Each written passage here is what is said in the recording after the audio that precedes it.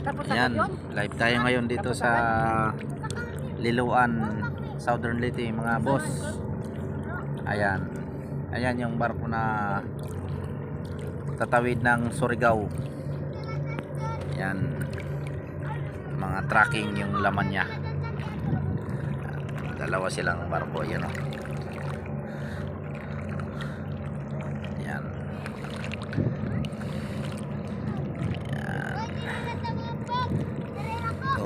Doon yung papunta ng Surigao. Yan, dyan sila lalabas.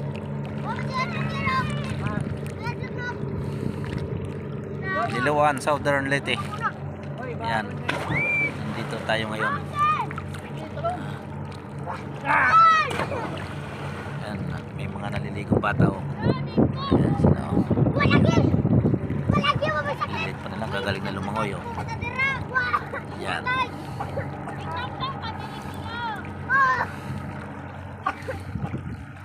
Pilit lang oh, pero gagaling na lumangoy oh.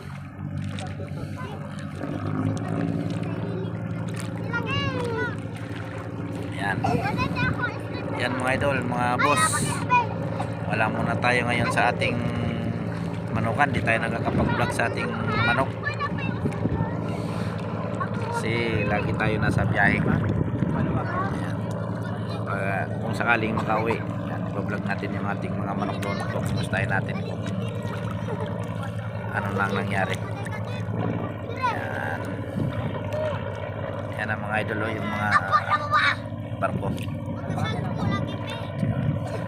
Puro tracking yung laman niya. Yan, tatawid sila ng Surigao. Tapos diretso na hanggang Davao. Yan, ayun yung isa, malayo na, palabas na. Yung isa galing ng Surigao. Ayan, siya naman yung daong ito malapit. Yan, idol, ayan.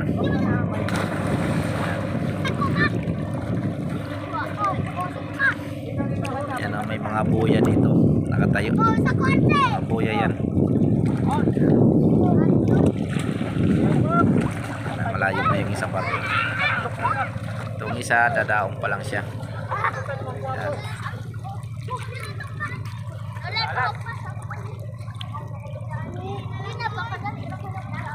Yan.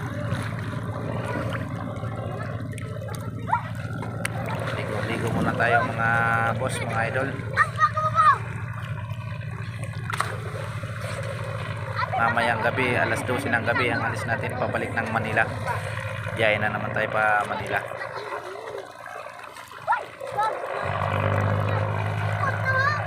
Habang libre, habang walang bayad, ligo muna dito sa dagat. Wala mang bayad dito.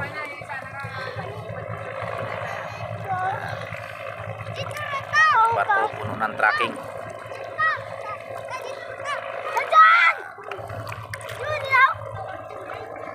Yan pa yung ibang barko.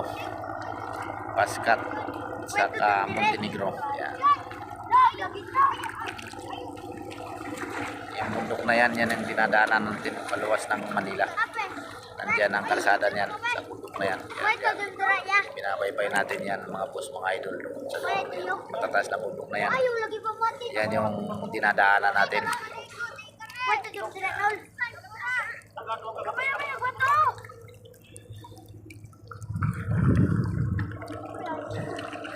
Yan.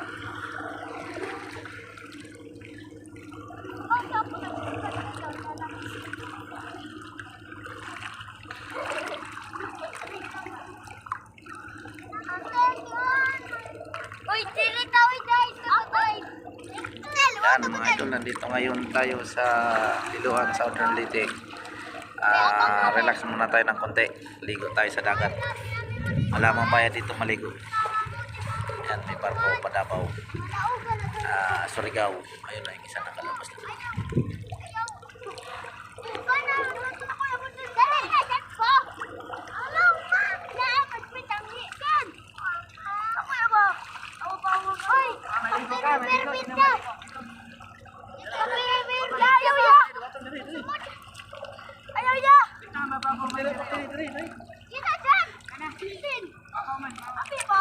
Dali po, pagkano na sila.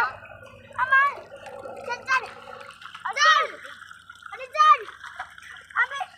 Nandiyan!